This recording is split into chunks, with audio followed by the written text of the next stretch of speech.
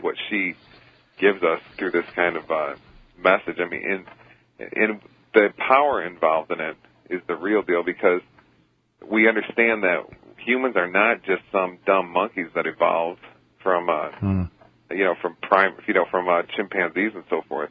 And there's something really, really amazing about us. I mean, how about some evolutionists tell me how this talent evolved? Because this is clearly an empirical science. And the academics will just say, "Oh, no, it's not," because they can say that because they ignore it. So we don't have any data on it. Well, if you completely ignore something because all your government-funded research mandates that you just build atomic bombs, of course you don't. But I'd like to see an evolutionist tell us how this works. How we can have these incredible. These are beyond ordinary. There's special senses and thought streams and the abilities involved in here that are just. I don't know if I want to say magical, but there's something to do with the creator of the universe involved here, streaming through us. And we're told that we're created in the image of Yahweh in Genesis 1:26, right. And you can see it with this kind of stuff. That's the way I take this. Yes, and although she mentioned it's structured through our DNA, this ability and stuff. Perhaps so. I kind of lean towards the consciousness, but the consciousness could be linked or at least expressed through the DNA. Or vice versa. But any kind of solution like this, I just get so excited, because I know that there's this potential for all of us, Jeff, to just step out, almost just go to a whole new reality and leave all this garbage behind. Mm-hmm. Yeah, that's exactly what I was trying to get at as well. And see, if you're told your whole life that, numerology is just quackery and alternative medicine. I mean, they teach students in medical school that alternative medicine they will use words like quackery, and just go read Byron Richards' book, Fight for Your Health Freedom. He talks all about it. I cite him in my book, Corporatism, discussing that. And think of the magnitude of that. Somebody tell me a cure for anything that Big Pharma has had in the last 50 years. I mean, there's really basically nothing. And then alternative medicine has cures for absolutely everything. Now, but if you say that, then I, risk people attacking me because it's just not popular knowledge. And they don't understand that, a cure is not, treating symptoms. It's a whole way of bringing power to the body, where disease just simply can't fit in the paradigm of the healthfulness of your body. So, but anyways, it's as if this sound technology, this sound health freedom, is like the highest embodiment of that whole alternative medicine. I mean, it's real alternative medicine. I take as being linked with alternative spirituality, which the whole world is sort of gravitating towards, sort of moving beyond the humdrum way we've looked at the religions. Mm-hmm. Yep. Yeah, we're shedding the religion and the government, and we're going forward, folks. And I hope you go along for the ride, because I wouldn't want to be left back here with Obama. Hey, we're going to take a short break.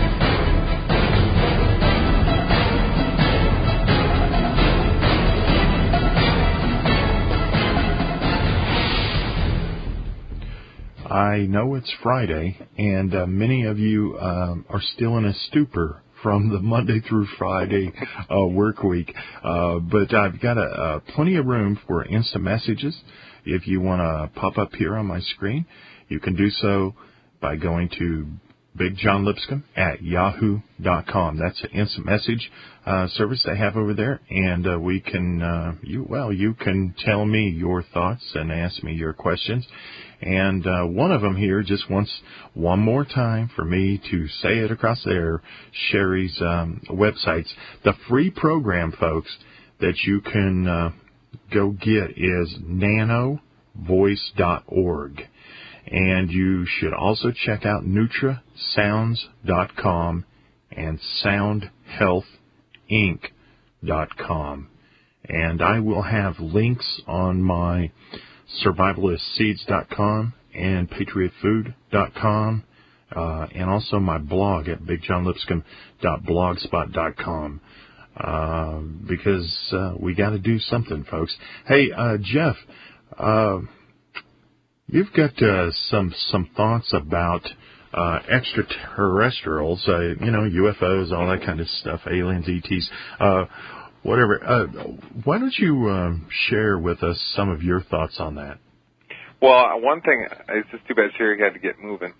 I wanted to ask her, I had so many questions. One thing I wanted to ask her is if there's so much of a energetic signature in our voices, then we could perhaps detect two things. I hold this, I don't think it's a theory, I think it's established fact that there's the satanic secret government behind all the governments of the world, to put it in a real simple way. So we should be able to measure their signature to detect this in them. And, then there's the whole David Icke. I don't totally agree with David Icke saying that, some of the world leaders are reptilians and whatnot. I think the whole thing turns non-human way, way further up the totem pole than that. But I wanted to ask her if she had ever did a voice signature on someone, and it turned out that they, someone they shared her on TV or whatnot, the Pope or somebody like that, and found out that they didn't really match what a human should be, so therefore they were theorized to be non-human. That's I was wanted to end another thing. Unless you want to comment on it a couple. Yeah. Let me tell you, that opens up a whole new reason why people should get this product from her, this voice analyzing system, because just like David Oates put his out there so that people can use it, people could get this one for healing, but also experimenting with, detecting. People, that is a whole new approach. I doubt she's so focused on helping people in health. I bet it hasn't come across her mind to take it in that direction. But you and I are skeptical enough and ornery enough that we would convert it and use it on Obama and Bush and all of them.